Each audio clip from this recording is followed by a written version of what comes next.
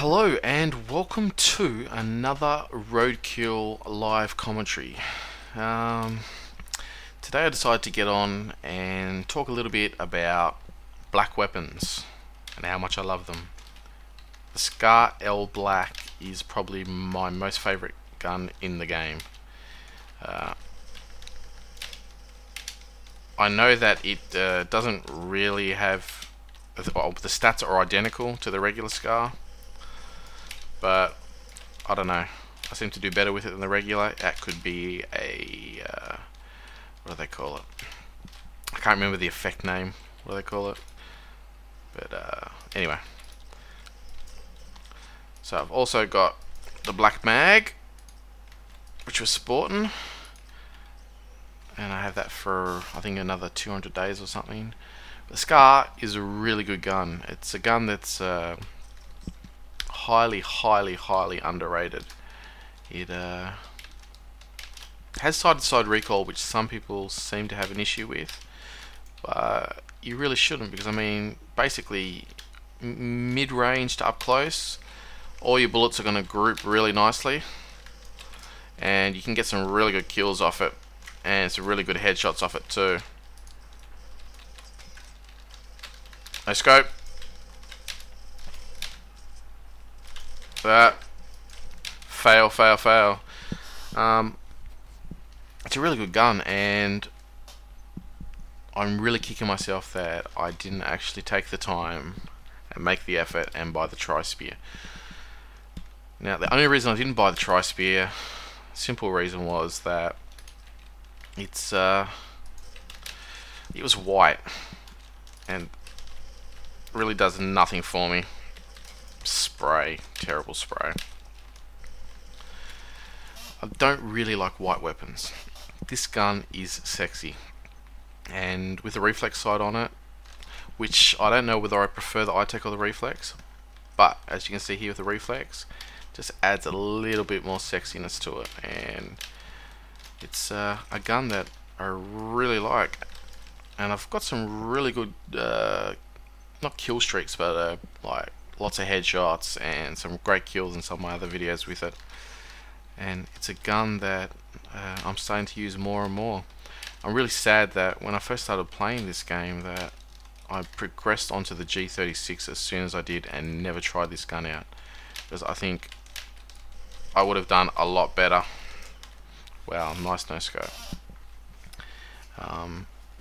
Yeah, it's a really classy gun. I have a second account that I play on just for fun, just to see if I did a KDR reset, what it might be, and I was lucky enough to get a 90-day elite out of that, and so I started to play on that account a little bit more.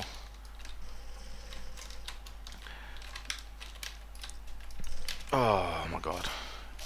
And I started using the Scar mainly, and the M4A1, which is still a great gun, but I use the Scar pretty much most of the time, and I found it to be more than capable.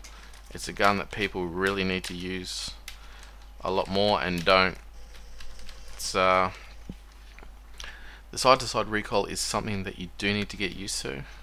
I'm doing pretty poorly in this game, but with an iTech or a reflex scope, even in a regular server, the recoil is a little bit dropped down, and it's something that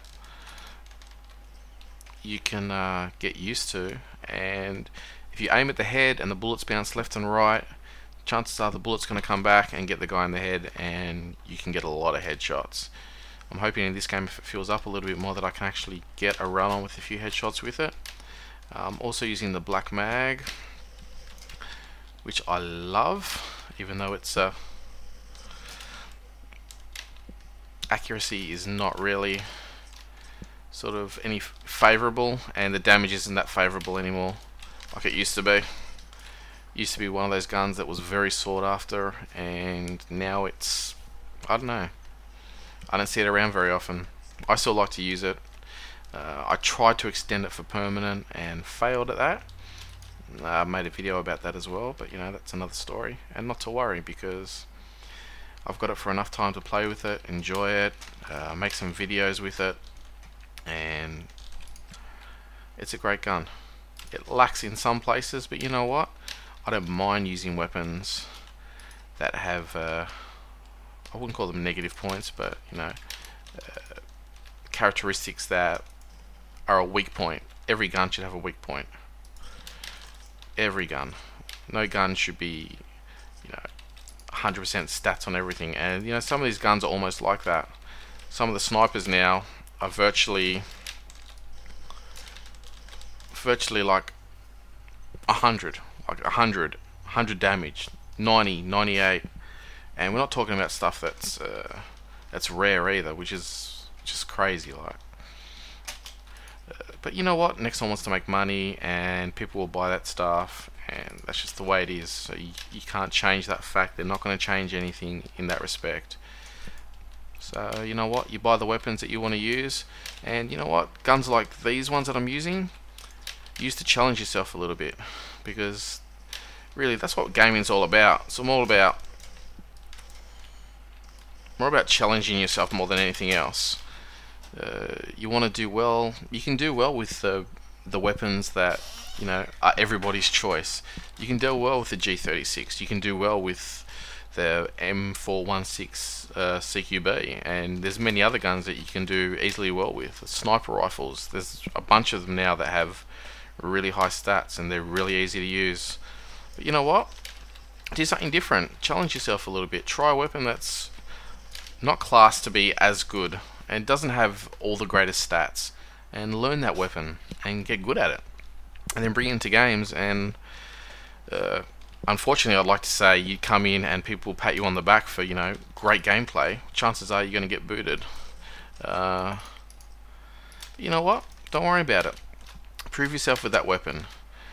Be the #1 person with that weapon. You know, there's all the stats and everything that are on there that you can do that. You can look at the accuracy, you can look at headshots, you can look at kills, and try and be the best person with that weapon. We can't all rank up quickly to be, you know, general of the army. I mean, there's only a few people that are challenging for that sort of positioning.